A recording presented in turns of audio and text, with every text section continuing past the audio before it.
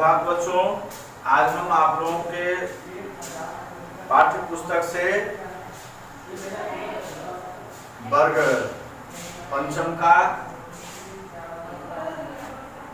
Exercise 3 हम आप लोगों को पढ़ाने जा रहे हैं। इस पाठ का शीर्षक है कंजूस सेठ। एक करोड़ीमल नाम का सेठ रहता था अपने गांव में। वह बहुत ही अमीर था, इसके पास धन दौलत की कोई कमी नहीं थी और वह कंजूस भी बहुत था, क्योंकि वह किसी अपने गांव वाले को तो कभी कोई दान तो दिया नहीं, यहाँ तक कि अपने परिवार के सदस्यों को भी वह क्या करता था तो सुख से खाने नहीं देता था, इतना कंजूस था। और एक दिन सेठ पड़ोस के गांव से लौट रहा था। लौटने के क्रम में रास्ते में उसे एक नारियल का पेड़ मिला, जिस पेड़ में बहुत सारे नारियल को देख करके उसके मन में आता है कि मैं इस नारियल का इस फल से, नारियल के फल से पानी निकाल करके पी लो। और ऐसा ही हुआ। वह इधर उधर देखा और झट से पेड़ पर चढ़ गया। जब पेड़ पर चढ़ा और नारियल अपनी आवश्यकता के अनुसार वह पेड़ से तोड़ चुका था। पेड़ की लंबाई बहुत थी। ऊपर से वह जो देखा तो लगा कि कहीं मैं इस पेड़ से नीचे गिर गया तो मृत्यु निश्चित है। इसीलिए उसने भगवान से प्रार्थना किया कि हे भगवान, अगर मैं सुगमता पूर्वक कुशल पूर्वक इस वृक्ष के नीचे से ऊपर से नीचे हो जाऊं तो मैं 101 ब्राह्मणों को क्या करूंगा तो भोजन कराऊंगा। लेकिन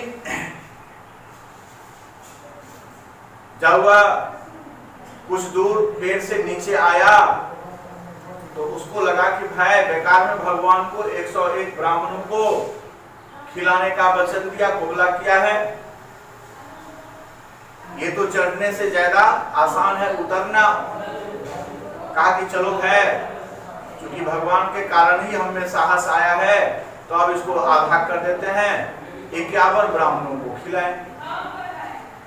जब वह एक प्रकार वह क्या करता है तो नीचे जब चला आता है तो उसको लगता है कि 100% चढ़ना ही बड़ा मुश्किल है, उतरना तो बिल्कुल आसान बात है।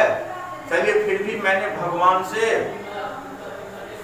भगवान को वचन दिया है, कोबला किया है, तो इसको तो निभाना है। उसने सोचा कि भाई चलो अब घर जाते हैं, घर जाकर के मैं एक ब्राह्मण को खिलाऊंगा, अब 101 ब्राह्मण को नहीं खिलाऊंगा। तो उन्हीं के पास पड़ोस के अपने गांव में गए और गांव का सबसे जो विद्वान पंडित और जिसका नाम परम सुख था, उसको उन्होंने निमंत्रण दिया। कहा कि कल आपको मेरे यहाँ से निमंत्रण है। इस कंजूस सेठ की बात को सुनकर वह असमंजस में पड़ गया कि भाई ये आज कैसा बात है। ये उसको बड़ा आश्चर्य हुआ। इस कंजूस सेठ का जो है सो परम सुख जो है सो परम सुख नाम का एक ब्राह्मण जो था वह उसका भोजन कराने का जो हुआ, अर्थात वह निमंत्रण देने के लिए जो आया था, निमंत्रण स्वीकार कर लिया। और ये परम सुख जो है सो अपने निर्धारित समय से उस सेठ के यहाँ पहुंच जाता है। सेठ के यहाँ जो पहुंचता है तो यह ब्राह्मण देखता है कि भाई अभी तक तो चूल्हा कुछ जला नहीं है, मेरे लिए भोजन कैसे बना होगा। और सेठ मजे में पेपर पढ़ रहा था। तभी वह सेठ की नजर उस ब्राह्मण पर गया, कहा कि सरकार आपने आ गए हैं तो आपको अब हमसे जितना भी सुंदर से सुंदर भोजन होगा मैं आपको कराऊंगा, भोजन का समय हो गया है। पंडित जी को भूख लगी थी और वह सेठ ने कहा कि चलिए आपको मार्केट में सबसे अच्छा जो भोजन होगा वह मैं आपको कराऊंगा। वह सबसे पहले जो है सो एक हलवाई के दुकान पर पहुंचा, वह पूरी को देखा और पूरी का पूछा कि भाई ये पूरी कैसा है? तो भाई ये मेरा पूरी तो बिल्कुल मक्खन के जैसा है। उस ब्राह्मण से कंजूस सेठ ने कहा कि देखिए इसका मतलब है कि पूरी से अच्छा क्या होता है? मक्खन। तो अब हम लोग मक्खन खाने के लिए चलिए आगे चलते हैं। वह मक्खन वाले के यहाँ गया और कहा कि भाई मक्खन कैसा है? तो उस दुकानदार ने कहा भाई चख करके देख लो, मेरा मक्खन तो जैतून के तेल के जैसा है। ठीक कहा कि ब्राह्मण अपने लोगों को पूरी वाले ने कहा कि ये मेरा मक्खन जैसा पूरी है, और मक्खन वाले कहता है कि मेरा मक्खन तो जैतून के जैसा। चलिए तो जैतून देखते हैं। वह तीसरे दुकान पर गया जैतून वाले के यहाँ और कहा कि भाई तुम्हारा ये जैतून का तेल कैसा है? कहा कि प्योर है, एकदम गंगा जल के जैसे। अब इसको जो है सो ये ट्रिक समझ में आ गया। उसने ब्राह्मण को कहा कि श्रीमान अब सबसे अच्छा और पवित्र चीज गंगा जल है। उसने क्या किया? तो पंडित जी को क्या करते हैं, कहते हैं कि अब चलते हैं घर, और घर जाकर के गंगा जल का एक पात्र लिया और पात्र लेकर के कंजूस उस ब्राह्मण को गंगाजल पंडित को अर्पित करते, कहते हैं कि आप इसको एकदम आत्मा से इसको पीजिए।